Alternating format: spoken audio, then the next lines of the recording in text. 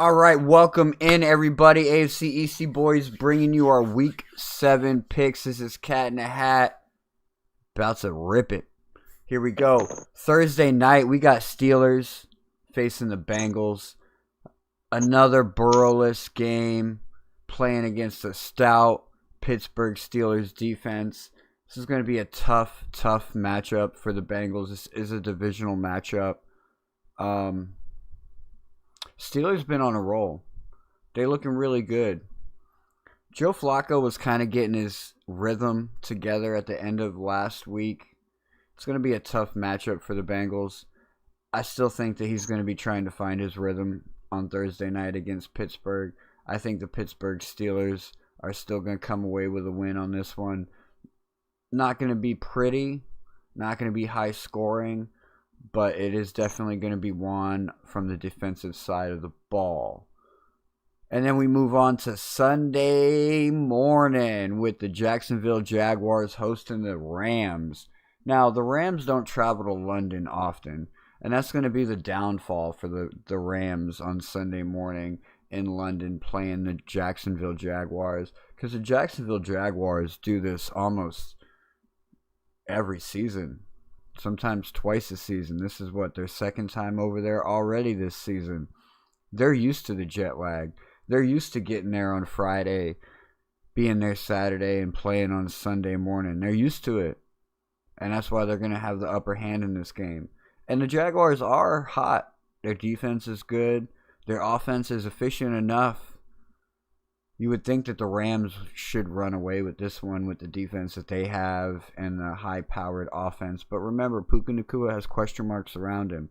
He is expected to play on Sunday, but it's still a wait-and-see situation, and it's early Sunday morning. So I'm going to have to go with the Jaguars winning in London. And then to start our 1 o'clock slate, we're going to have the Minnesota Vikings hosting the Philadelphia Eagles. And the Minnesota Vikings are coming off of a bye week. Not only are they coming off of a bye week, they're also coming off of 2 straight losses. But this would mean, where I'm heading with this, would mean that the Philadelphia Eagles lose 3 straight. Could you see the Super Bowl contenders losing 3 straight early in the season? I can.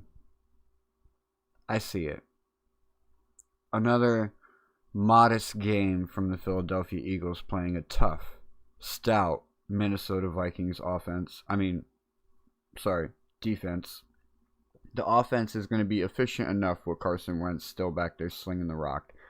Vikings win this one over the Eagles. Ouch. I know. 3 in a row for the Eagles. That's got to hurt. And then we have the Patriots and the Titans. And this is a game where I could totally be wrong. But I think that the Tennessee Titans are they're feeling some sort of way against the Patriots. And it's not necessarily against the Patriots, it's against their coach, Mike Vrabel. I think they're going to be feeling some sort of way, and I honestly think that they have this game circled on their schedule as a must-win game. And I think the Tennessee Titans come away with a win against the New England Patriots. I think it's going to be a score of something like, let's say, 20-17. Tennessee Titans win against the Patriots. And then we have the Jets and the Panthers. Rico Dowdle's not going to have a good game this week playing the Jets. The Jets are going to have to utilize more of their passing game, more of their passing threat if they want to come out and win this game on Sunday against the Carolina Panthers, which I think they will. I do think they will. I do think the Jets get their first win this week against the Carolina Panthers. Don't get me wrong, the Carolina Panthers have been doing well, but everything has to come to an end, including the Jets' losing streak. Now let's move on to the Dolphins and the Browns. A shit fest against a shit show. Who's going to win this shit bowl. I don't know. This one's really hard to call. The Browns have Dylan Gabriel rolling out there. This is going to be his third start. They have Myles Garrett on defense, who's really scary. And I feel really bad for Tua because he's going to be running for his life. But somehow, the Dolphins, despite everything that's been happening, all the mistakes they've been making, for some reason, they're going to go into Cleveland and they're going to play a perfect game. They're going to play an almost perfect game against the Cleveland Browns for some reason and make everybody fall in love again. And the Dolphins are going to win this game easily. Sorry. That's where I'm going.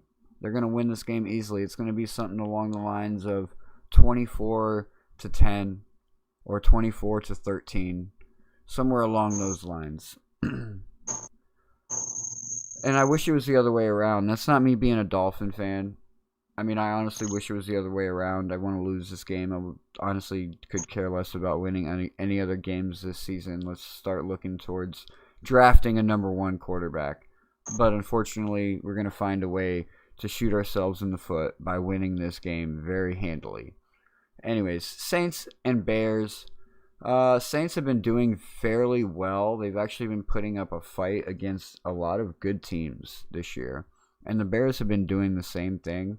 But the Bears are definitely further along than the New Orleans Saints. I do think the Bears are going to win this one.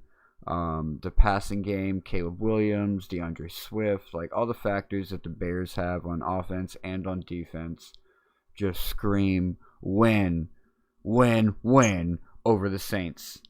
And then to finish out the 1 o'clock slate, we're going to have the Chiefs hosting the Raiders. And this is a divisional matchup. And next year, this matchup might go a little bit differently. But this year, it's obviously going to be the Kansas City Chiefs. I don't see the Raiders pulling an upset here. Even if it's a divisional game, I see Trent McDuffie pulling away an interception. Chiefs winning this game pretty handily. Kind of like what they did to the Detroit Lions. Colts and Chargers. This one's hard to call. This one's really hard to call because both teams are fighting to stay atop of their division. If the Chargers lose and the Chiefs win, they're going to be sitting there tied with the Chiefs, but they're still going to be in first place because they got that win over the Chiefs early in the season. But either way, if they lose against the Colts, the Chiefs are going to be breathing down their neck, and they're not going to want that. But at the same time, the Colts this year are super hungry. I mean, they're eating everything off of everybody else's plate. They're like, oh, you going to eat that? They don't even let you answer. They said, oh, I'll take that. And that turns into a pick six. And that's what's going to be what wins this game. The Colts are going to be like, no. At the end of the game, it's going to be a game-winning pick six. It's going to be like, no, I'll take that. And he's going to run it in for the end zone. Colts win the game. And then we have the Giants and the Broncos. Can the Giants continue their run? Can they continue this rookie sensational run that they're having? The Broncos are probably the toughest defense that you would have to play in this league, especially when it comes to passing. But the Giants right now don't really have a good passing game. Like, they don't have a lot of great options to sling the ball to. So it's like, who does Patrick Surtain focus on draping over? I don't know. Wan'Dale Robinson, maybe? Yeah, he's going to be draped all over Wan'Dale Robinson. But Cam Scatterbo, he's a great running back. He runs through people.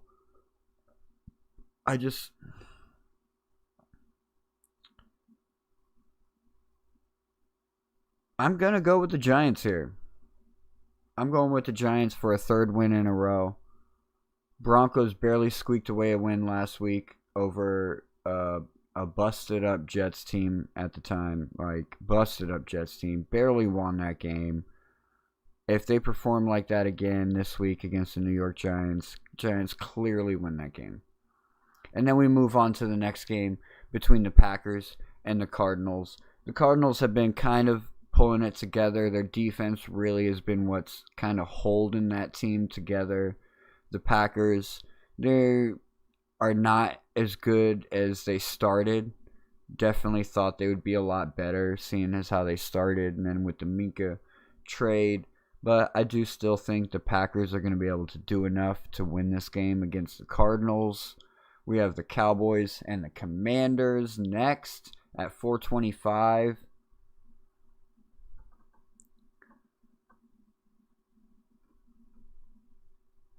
The Commanders just lost to the Chicago Bears. That was a tough divisional loss. They can't afford another one. Cowboys can't afford to lose one either. But I think McCroskey, Merritt, and Jeremy McNichols in this game are going to be enough for the Commanders to win. They're going to get their run game going for sure against the Cowboys. And it's going to allow Jaden Daniels to do his thing in the passing game. It's going to allow him to insert Zach Ertz, insert Deebo Samuel. Plus, we might also get Scary Terry back this week. Still got a question mark, so still got to keep an eye on that. But even without Scary Terry, I do think the Commanders pull a win out against the Cowboys. And then the Falcons over the 49ers on Sunday Night Football. The 49ers are just too beat up right now.